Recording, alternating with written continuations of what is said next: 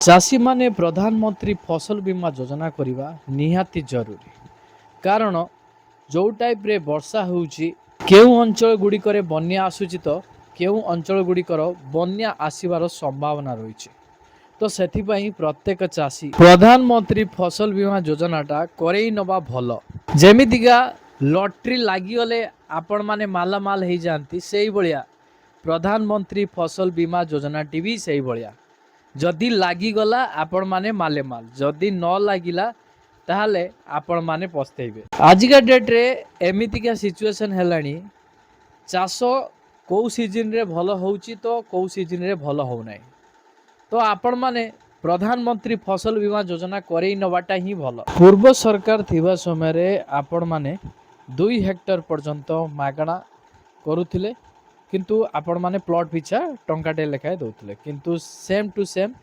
नूतन सरकार आसिला परे भी आपण 2 हेक्टर पर्यंत मागणार करिवे पर प्लॉट पिछा आपण माने टंकाटे लेखाए देबे। आजिका डेट रे जो सारो विष जो टाइप रे रेट हेलानी चाषी माने मुंडर हाथ देकी बसंती जे कौन चाष करिवे केते टंका लाभ काढे। एठी आपण माने 4 प्रकार हिसाब रे आवेदन करि परिवे।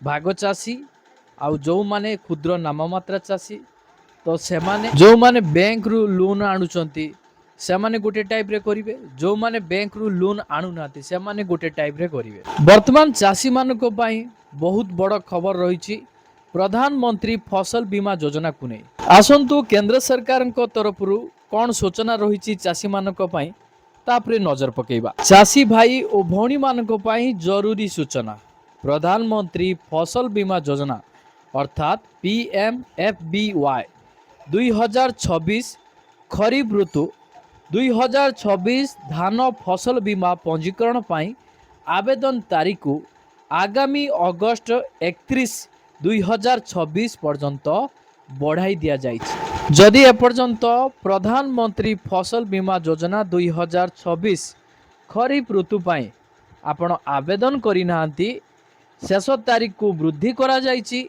आपणक हाथ में आउ 10 दिन समय रही आपण माने एही 10 दिन समय मध्यरे प्रधानमंत्री फसल बीमा योजना रे आवेदन करि नियंतु। चाष करिबाटा केते जे कष्ट परिस्थिति केते बेले भल रहिबो तो केते बेले खराब रहिबो सेति पई आपण माने करै नियंतु।